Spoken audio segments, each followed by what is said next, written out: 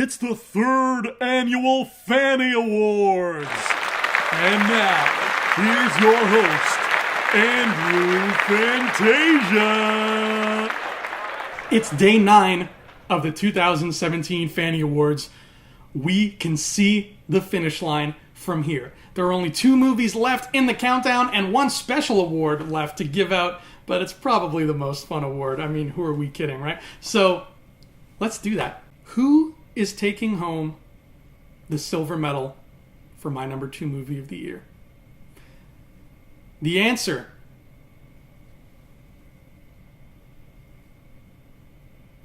Blade Runner 2049. Ridley Scott's original Blade Runner is one of those films you either love or you hate. I gotta admit, my first time seeing it, I was in the hate category. I thought it was really pretentious and way too slow for a movie with the word runner in the title. Thankfully, I went back for second and third viewings, and I'm so glad that I did, because each time I grew to appreciate just how good the first Blade Runner really is. It deserves the cult following it's garnered since its release, but its 2017 sequel is even better. Blade Runner 2049 is nothing short of a masterpiece, guys. An artistic noir thriller about people, be they real or artificial, who simply pine for real human connections. Every major character in this movie is isolated, be it mentally, physically, or both, and Roger Deakins' drop-dead sexy cinematography makes that abundantly clear, with dozens of shots of characters looking small and alone amongst panoramic backdrops devoid of any other signs of life. Whether it's Deckard holed up in an abandoned Las Vegas hotel, or this doctor doing important world-altering work from the confines of a glass cell, or main protagonist Kay struggling to wrap his brain around romance with nothing but the future's equivalent of Siri as his guide.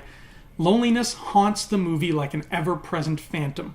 Only at the very end do we finally get to see 2 people actually find one another and have their solitude come to an end. And by that time, the ride we've been on was so intense that seeing this happen is one of the most satisfying things ever. Even though it takes its time to build atmosphere, and even though it's just shy of being 3 hours long, Blade Runner 2049 never dragged for me, not even once.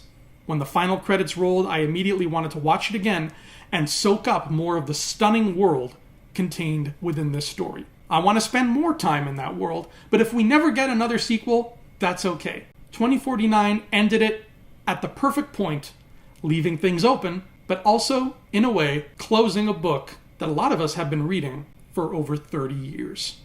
There are some strange people out there who go into a movie wanting it to be bad. But I think the majority of us want to have a good time. We want to get our money's worth. I try to approach every movie, even ones that don't have a lot going for them, with the hope that I'll get something good out of the experience. But the 5 movies on this list didn't do that for me. We all love to bitch and complain about films that we didn't like. Hell, that's practically what the internet is for now, next to pornography. But I like to keep the Fannies as positive as possible and talk about things that I loved. But we're going to have a little fun too by taking a gander at some of the films that really did not stick the landing. The nominees for the most disappointing film of the year are Atomic Blonde, Kong Skull Island, The Mummy, Pirates of the Caribbean, Dead Men Tell No Tales, Transformers, The Last Night, and the Fannie for most disappointing film of the year goes to... I don't even need to look at this envelope because I know what it says. The Mummy, Marvel, DC, the X-Men, Star Wars, that new Godzilla thing. Shared cinematic universes are all the rage now. Frankly, I love them. They're what I've wanted to see ever since I was a little kid. But they weren't created in a vacuum. They all owe their existence to one trailblazing, pioneering company. This company. That's right, kids. Universal's classic monster movies were building the idea of shared universes almost 100 years ago. While they never took the full advantage of it that someone like, say, Marvel has done, we still have them to thank for having the damn idea in the first place.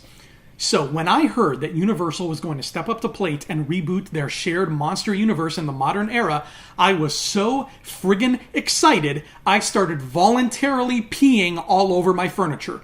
This was like a retired champion boxer coming back into the ring to show these cocky young upstarts exactly how it's done. Slowly, the announcements came trickling out. Huge stars were being cast in various iconic roles, like Russell Crowe as Dr. Jekyll and Johnny Depp as the Invisible Man. I could not wait for this franchise to start. As the cherry on top of the sundae, they were kicking it all off with my absolute favorite classic Universal monster, The Mummy. It sounded too good to be true. It was.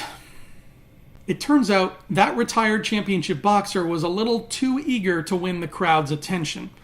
2017's The Mummy may not be the worst movie I've ever seen, not even by a long shot, but it absolutely reeked of studio desperation. They were so worried about losing the audience's attention that they kept shoving the whole shared universe concept in our faces every chance they got. Ooh, look at this, audience. Dracula teeth. Ooh, look at that, audience. That's a Black Lagoon reference. Can we assure our shareholders that you're excited for our new franchise now? They didn't need to toss us into that shameless museum of monster parts. They already had Dr. Jekyll as a character in the movie. That should be enough to tip off audiences that this was going to be a bigger thing than just one little Mummy reboot. Plus, we're smart. We can do our own research. All it takes is one quick Google search to see that Universal plans on making this thing a shared universe. When the studio starts treating us like we're stupid, we can smell their fear. This is a horror movie, Universal. We're the ones that were supposed to be afraid, not you. Speaking of Dr. Jekyll, his transformation was one of the most pointless things I have ever seen. He spends the whole movie taking drugs that keep his changes under control. Until one time when he just doesn't, and then he changes because why not? Again, we are not stupid. As soon as you show us Dr. Jekyll, we can put two and two together and guess that Mr. Hyde's coming eventually. It would have been so much better if they'd saved Hyde for the sequel. Spending more time with him as Jekyll would have amped up the tension and made his transformation all the more jarring. And Hyde himself is just Russell Crowe with angry eyebrows and a Cockney accent. I can't believe I'm saying this, but the version we got in Van Helsing was better than this. And I have a very, very big problem with dead hero characters being brought back to life willy-nilly. I would like to let it slide in this case since this is a movie about a mummy that we're talking about, but this happens 3 times in a row at the end of the film. Tom Cruise dies, he comes back to life. His girlfriend dies, he brings her back to life. His best friend has been dead, he brings him back to life. I already didn't care about your cookie-cutter heroes before, movie. Now that you've given us a literal cure for death, I'm going to care even less. Guys, stick to the first 2 Brendan Fraser movies. At least those were campy, swashbuckling fun adventures. This reboot was a classic example of filmmaking by executives rather than filmmaking by artists. It's got its fun moments, mostly from Sofia Boutella's admittedly really cool performance as a badass mummy, but otherwise, it's completely devoid of anything resembling a soul. The classic monster universe deserved better than this. And we're out of time for day 2. There's only 1 day left in the Fannie Awards. I'll see you here on the red carpet tomorrow for the finale. I think you know what's next.